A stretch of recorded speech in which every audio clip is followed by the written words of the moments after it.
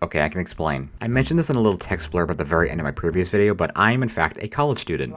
Not only that, but I am a college student who is really bad at time management, and I've been struggling to find the time to work on this godforsaken video. That and Legends ZA and Silksong came out, and my finger slipped, and whoops, all of a sudden I have 80 hours clocked in both of them combined. My bad. Sorry if uploading is super consistent from now on, I'm trying to be better about that. Hopefully it'll reach a point where it gets more consistent, but I'm not sure right now. Either way, as for this video, I wanted to mention just before we start that these facts are all mostly related to VGCs, since my channel is mostly centered around VGC related discussion, but I also throw in a few others just for funsies. This video will also contain no major spoilers for Pokemon Legends ZA outside of background music, since everyone is now legally required to use Jacint's battle theme in every Pokemon video on YouTube apparently.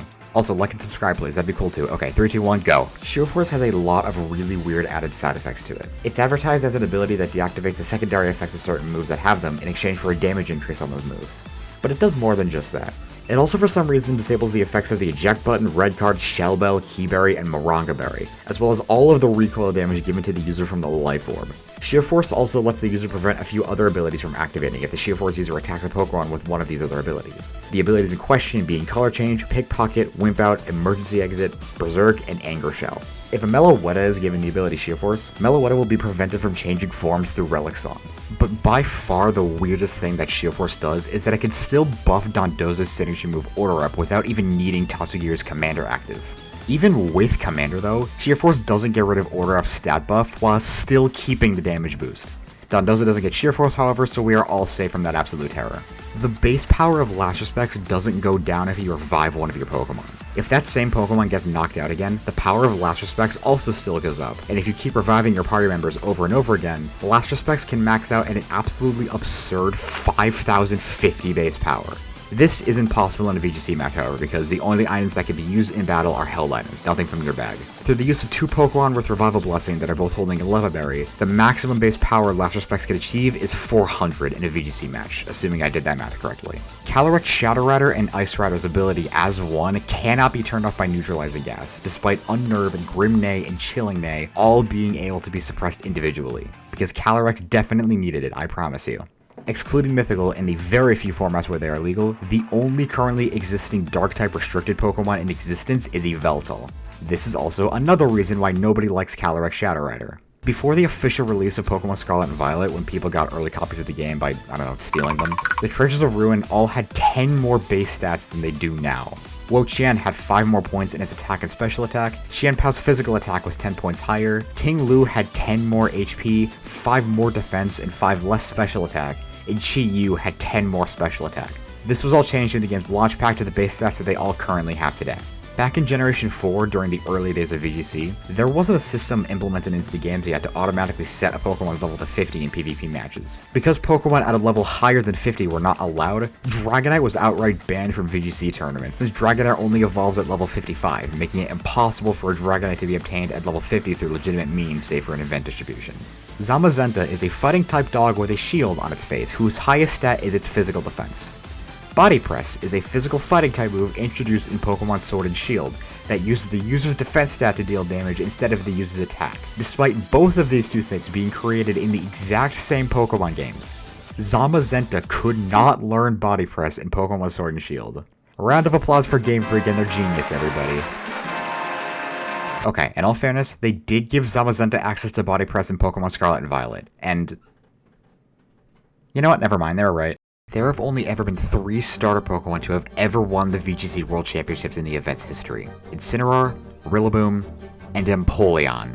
As a matter of fact, the only 2 World Championships where Incineroar has not won since it got access to its hidden ability Intimidate was Worlds 2024 and 2025, making it one of the very few Pokemon to have 3 World Championships victories under its belt. The only other Pokemon that have achieved the same feat are Cresselia, Thundurus, Amoonguss, and Salamence. Speaking of which, the only 2 people to have ever won the VGC World Championships more than once are Ray Rizzo and, most recently, Kevin Hahn. The mobile phone version of Pokemon Home has a challenge for you to deposit all 7 Mini-Art colors into Pokemon Home. But for some reason, the challenge actually asks you to collect 8 Minior forms, despite there only being 7 in existence, so the challenge is completely impossible to complete. This has been a thing for a while now, and I've seen absolutely nobody bring it up, and it is really annoying to me. Sylvally is supposed to be the only non-starter Pokemon capable of learning Fire Pledge, Water Pledge, and Grass Pledge. However, thanks to a bug in the code, Sylvally is only able to learn Grass Pledge out of all of these. And what is by far the funniest part about this error to me is that it was present in Pokemon Ultra Sun and Moon, and it was not fixed in Sword and Shield. Not even Game Freak remembers Sylvally. I don't know if there's any legendary Pokemon that has taken more L's than this guy. I have seen more people use type Null than Sylvally in VGC. It's actually just sad at this point.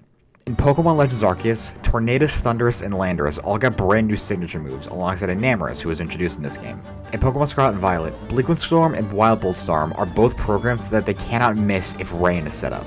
But completely inexplicably, Sandsear Storm also has this exact same trait. And what's even weirder is that Springtide Storm, Enamorus' signature move, does not have this trait, and it's the only one of the 4 that doesn't. I genuinely have no idea how to explain why it works this way, and I suspect that it might be an oversight. When the Tabus all had their shinies released through a series of event distributions back in Pokemon Sun and Moon, the Tabu Koko they gave out was the only one of the 4 to always be given out with the exact same nature. All shiny Tapu Koko that were given out during this event had a timid nature, so if you were using a shiny Tapu Koko in a VGC match in Generation 7, you were automatically telling your opponent that you were running timid. Why are they like this? Before the release of Pokemon Legends ZA, the only Pokemon from Generation 6 to get a Mega Evolution was Diancie, and it still didn't even exist in Pokemon X and Y. It was only introduced in Omega Ruby and Alpha Sapphire. The only 2 event-exclusive Pokemon to have ever been legal at in-person VGC tournaments are Walking Wake and Iron Leaves. No, seriously, why are they like this? Hearthflame Ogerpon's Embody Aspect functions exactly how Zacian's Intrepid Sword did back in Generation 8, giving the user an attack boost every time it switches in. This is entirely despite the fact that Intrepid Sword got nerfed in Generation 9, so it now only activates a single time per battle. The credits theme for Pokemon Scarlet and Violet is a song sung by Ed Sheeran. I am sorry that I had to remind you of that, but you know what? Here's something even worse. A remix of that exact same song was used for the credits of Pokemon Scarlet and Violet DLC. Any guesses on who made this remix? No? I'll tell you then. The person who made this remix of Celestial was Toby Fox. No, not that Toby Fox, god no. That Toby Fox, yeah, that guy. The same guy that made Undertale. This sentence on screen right now probably has the potential to kill a Victorian child. Mewtwo has a strikingly similar design to Geeg, the main antagonist from Earthbound Beginnings, or Earthbound Zero, or Mother 1, whichever you prefer, and it's entirely possible that Geeg was an inspiration for Mewtwo's design. Actually, Pokemon and Earthbound have a lot of similarities to each other, see Mega Starmie, which makes a lot more sense when you realize that one of the companies that worked on the first 2 Earthbound games, called Ape, eventually wanted to become Creatures Inc., so a lot of these similarities probably aren't coincidences. Regielekki's ability Transistor was nerfed in Pokemon Scarlet and Violet, now only giving it a 30% increase in damage to Electric-type attacks rather than a 50% increase like it did previously.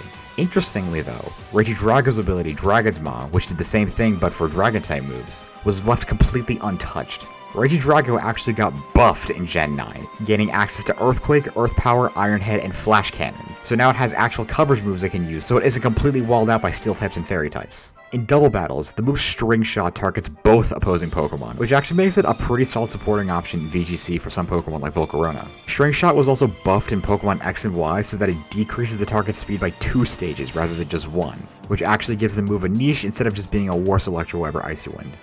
And finally, Simipour is hideous.